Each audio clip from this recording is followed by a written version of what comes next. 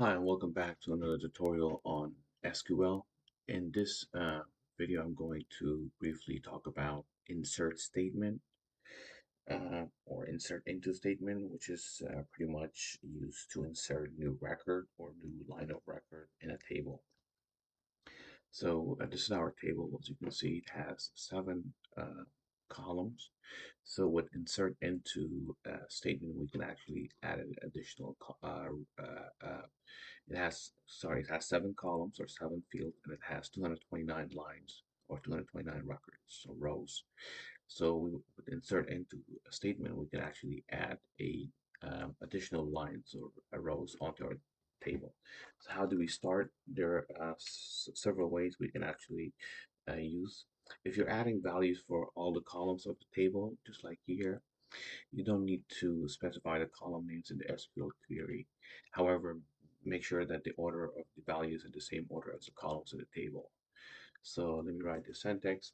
I'm going to start first with the insert into for the entire column without having to mention specifying each of the columns. So that will be insert into and then name of the table, which is the work indicator.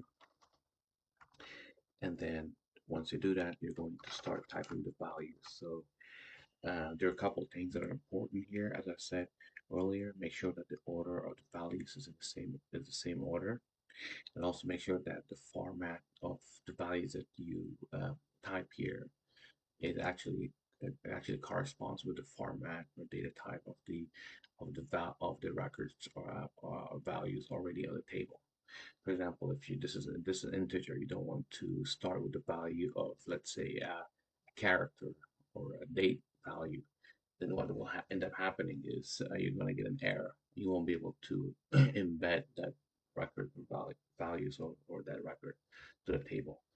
So we're going to start with the number first. The last number is 229 for the country ID, the primary key. So I'm going to start with that, go to 30. The next one will be the country name. I'll put Caracosia. That's the name that I got from the movie. I don't know if I don't remember the name of the movie off the top of my mind. Uh, and it's just a I don't know, it's just a dummy name for a country from a movie I'm using here. And then the third field will be, let's say, Asia. Make sure again that you're using the uh, the quotation or you code it so that it can so that you can tell SQL that you're actually specifying a character or a string value here, and the rest are going to be numerical values. The next three, so let's just put for the surface area, let's just put 8 for gender. Let's put 100, and then for GDP, let's put 200, right? And then lastly, let's put a date, and let's just follow the format that's here. We'll put 2020, 2023, 01, 01. Once the data is appended here, you can also do what we call cast or type conversion later on, but this should get uh, these seven values appended or added to your table once you run it. So let's go ahead and run it. All right. Oh, insert into. Oh yeah, I made a mistake here.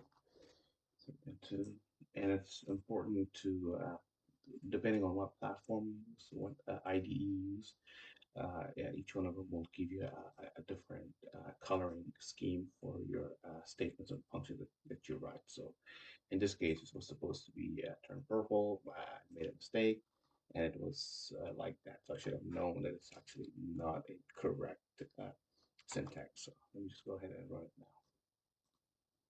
And it says query returned successfully in 39 milliseconds.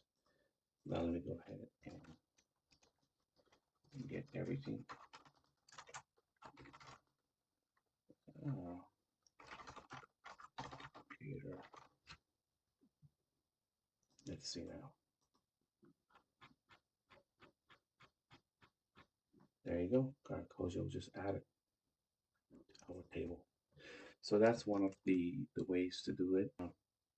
Another way to insert into records into a table will be through specifying the column names.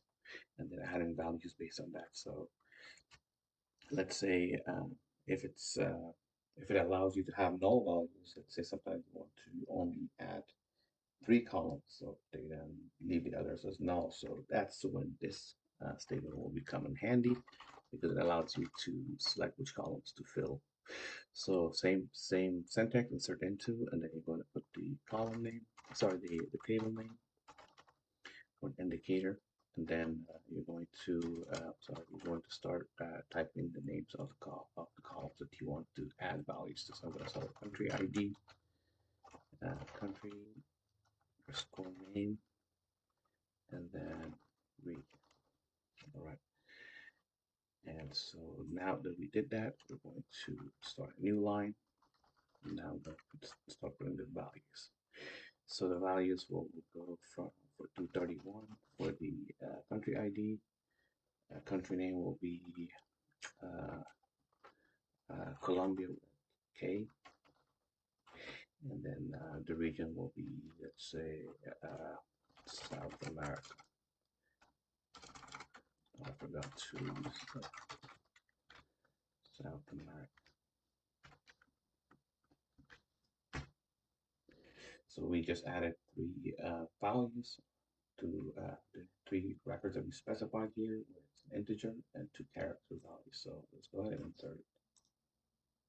And it says the query was successful. Let's go ahead and rerun it now. And let's go to the last record. And there you go. You should be able to see it now. So 231, Colombia with a K, South America, and then we have four null values. The reason they're null is because we did not insert any values for those for these four columns. Thank you. Until next tutorial. Bye.